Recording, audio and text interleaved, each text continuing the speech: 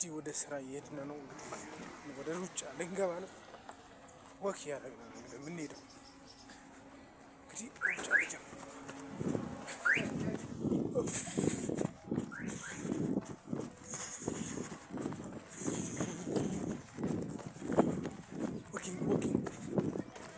ሰው ማለት ነው የሚያየኝ እንግዲህ ይህን ሁላ ሰው እያቆረጥኩ ማድረግ ረብቶብኛል። አቤት አቤት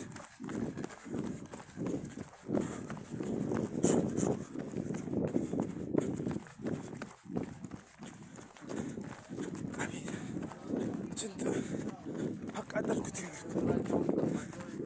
እንግዲህ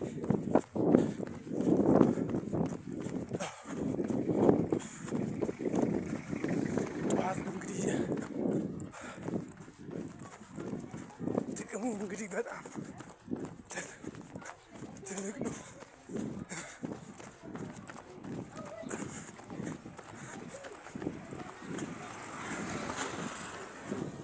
ቀለል አድርገን ወደ ስራ እየሄድን ዱብ ዱብ ብንል